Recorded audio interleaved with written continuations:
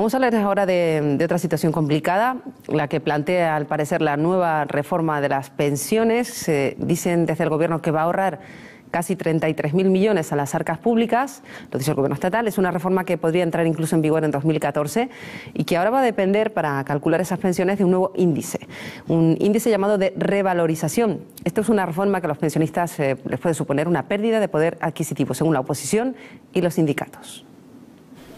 La propuesta del Gobierno para reformar las pensiones se basa en dos pilares: el índice de revalorización, que garantiza una subida mínima del 0,25% y máxima del IPC más 0,25%, y el factor de sostenibilidad. El índice de revalorización sustituirá al IPC como índice con el que se revaloricen todas las pensiones cada año desde 2014. El segundo, factor de sostenibilidad, tendrá en cuenta la esperanza de vida, entrará en vigor en 2019 y se actualizará cada 5 años. Según el Gobierno, esto supondrá un ahorro para las arcas públicas de casi 33.000 millones de euros entre 2014 y 2022 sobre la cantidad que hubieran cobrado los pensionistas de haberse mantenido el actual modelo. El Gobierno asegura que con esta nueva reforma las pensiones no bajarán ni se congelarán, aunque sí que podrán sufrir una pérdida de poder adquisitivo. Mientras la oposición y los sindicatos critican esta nueva reforma porque afirman que sí se perderá poder adquisitivo y porque es un expolio para los pensionistas. Esto preocupa muchísimo, más en una época en la que las pensiones para muchas familias se convierten casi en el último sueldo al que agarrarse y que muchos pensionistas mantienen prácticamente a sus familias. Vamos a hablar de este asunto con Domingo Méndez, que es miembro de la Plataforma por la Defensa de las Pensiones y que ya nos acompaña. Señor Méndez, hola, un placer días. recibirle aquí. Muchas gracias por atendernos. Hablábamos de esta propuesta, es una propuesta de momento, una propuesta muy rápida que se ha hecho después de un informe que ha elaborado un comité de expertos. Ustedes aseguran que se podía haber hecho de otra manera y que se está aprobando demasiado rápido y que las consecuencias van a ser terribles. Sí, vamos a ver, lo que está planteando el Gobierno en este momento es cambiar el sistema de revalorización de las pensiones, que es en función del aumento de precios anual, entonces compensación por el del año pasado y aumento en función de ese famoso IPC, ¿no? Bien, y lo van a sustituir por un índice de revalorización anual que no toma en consideración, ya se desvincula por completo del crecimiento de precios al consumo. Con lo cual, lo que ha hecho el Gobierno de una forma realmente de modo absolutamente demagógico es que lo que garantiza es la subida mínima del 0,25%.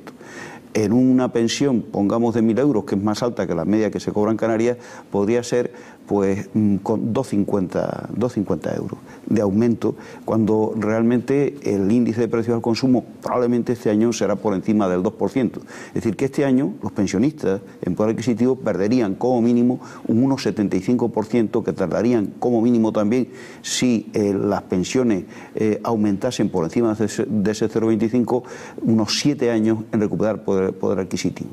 El señor Burgos, don Tomás Burgos, que es secretario de Estado de la Seguridad Social, dice que el Estado se ahorrará con eso 33.000 millones de euros hasta 2022. Es decir, que como mínimo los pensionistas perderían 33.000 millones de euros.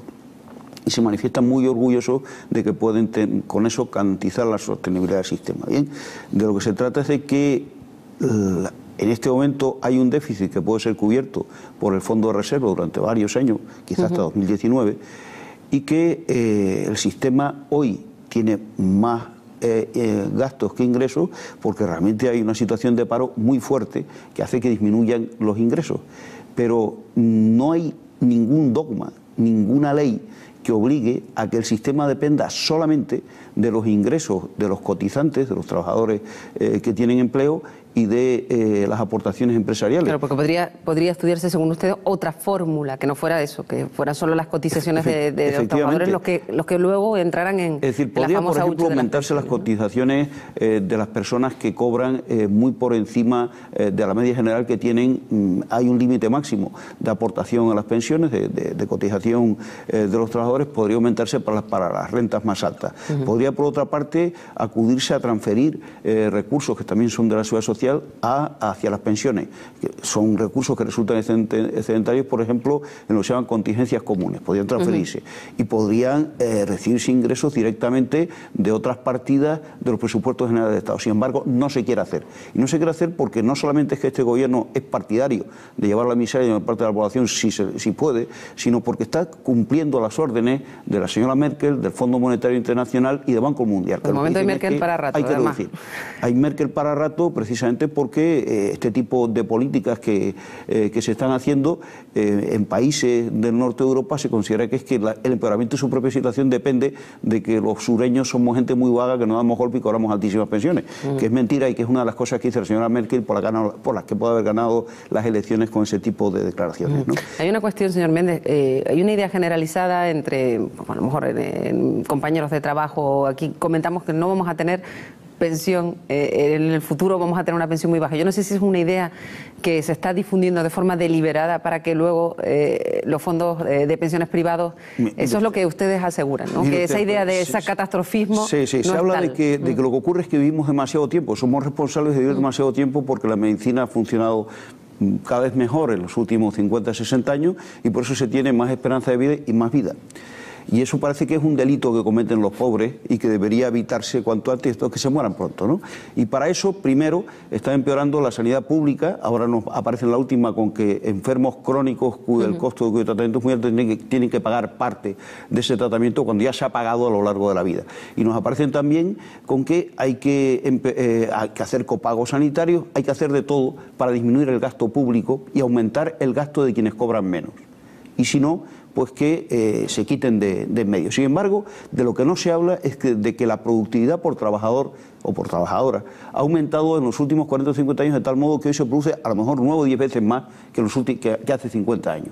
Eso quiere decir que la renta disponible es muchísimo más alta y que no hacen falta tantos trabajadores para producir lo mismo que se producía hace 50 años. Por consiguiente, seguirá habiendo, si sigue habiendo mejoras tecnológicas, que las habrá, seguirá habiendo recursos disponibles. Lo que ocurre es que estos recursos se quieren transferir directamente a los dueños del capital y a la banca fundamentalmente, que estafa de cualquier forma a quien puede con el apoyo de los poderes públicos. Por ejemplo, hoy tenemos un señor que es responsable de la actuación de Bankia y de Caja de Madrid, que se le ha contratado de nuevo después de haber llevado a la quiebra a esas empresas o ser responsable de esa quiebra, ¿no? Del caso de Bankia, de Caja de Madrid y de las entidades que están ahí. Bien, pues cobran, siguen cobrando, ninguno de ellos ha ido a la cárcel, ninguno de ellos ha respondido por su gestión y sin embargo es la población trabajadora, los pensionistas, los que tienen que asumir el costo de, digamos, de los despilfarros, de las inversiones mal hechas o de la burbuja inmobiliaria, que es la principal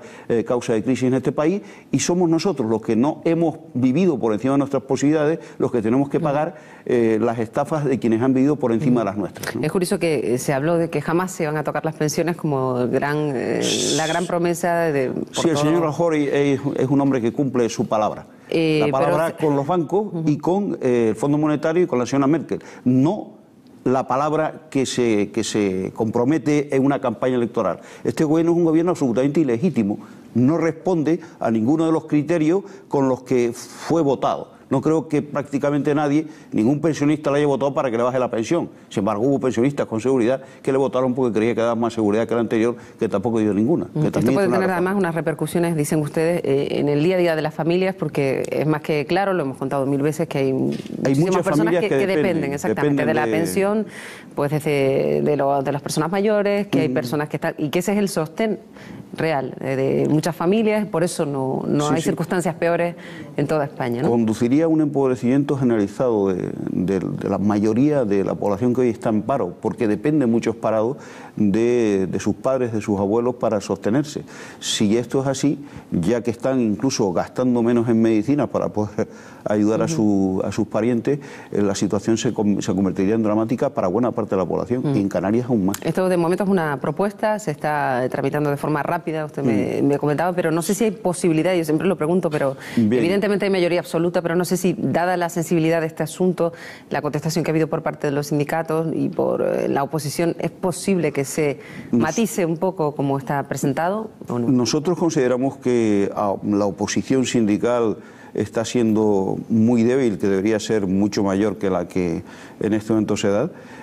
Nos hemos constituido en plataforma aquí, en otros sitios hay otras entidades que estamos intentando o llevando a cabo una campaña de recogida de firmas para que se realice un referéndum por el cual haya un cambio constitucional que ha sido muy fácil, el último que hicieron, pues que sea también así de fácil, un cambio constitucional que imponga que el crecimiento de las pensiones sea como mínimo igual al IPC habido el año anterior. Esa es la primera cuestión que estamos planteando. Y la segunda que estamos planteando también es que, dado que el último aumento, que fue del 2% para los que cobraban más de 900 euros y de menos de 900 euros, y el 1% de los que cobraban más, que ese aumento que se ha hecho con efectos retroactivos a la ley, que se devuelva la diferencia a los pensionistas que tenían que haberlo cobrado. Esas son dos medidas. Y además de eso, estamos planteando la participación, una movilización aquí en Canarias el 5 de octubre, en que, entre otras cosas, lo que exigimos es que se respete el derecho a mantener el poder adquisitivo de las pensiones. Nosotros no sabemos qué resultado va a tener esto, pero lo que sí sabemos es que si no planteamos una defensa de los pensionistas, sabemos que el gobierno pasará por encima.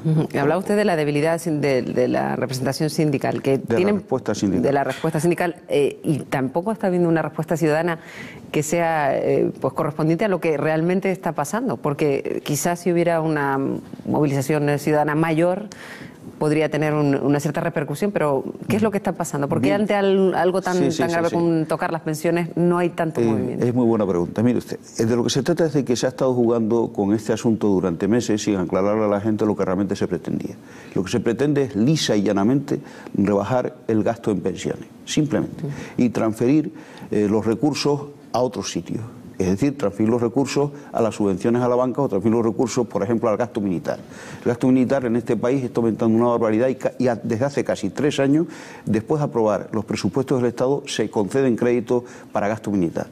Hay 30 y pico mil millones de euros que se deben durante los próximos 20 años de gasto militar. Sin embargo, lo que se quiere ahorrar es exactamente la misma cantidad en disminución de las pensiones. Es decir, sí que hay recursos, de lo que se trata es dónde se ponen los recursos. Se prefiere pagar a las empresas que representa el señor Morenés en el gobierno, que es empresario de armamento, y a empresas extranjeras de otros países, que también son los que venden el armamento, que pagar a gente que son ciudadanos de este país, que han estado trabajando toda su vida y que en este momento se encuentran con que es posible que les baje su nivel de vida, ¿no? Pues estamos muy preocupados por este asunto. Estaremos pendientes de lo que ocurra en el Congreso, si se matiza esta propuesta de reforma de las pensiones, por lo que nos supone a todos en el futuro. Señor, esperamos que haya, digamos, más posibilidades de informar a la población y que la población se dé cuenta de qué significa esta medida de empobrecimiento generalizado. Bueno, esperemos que así sea. Señor Méndez, gracias por estar con nosotros esta mañana. Muchas gracias a ustedes por habernos invitado.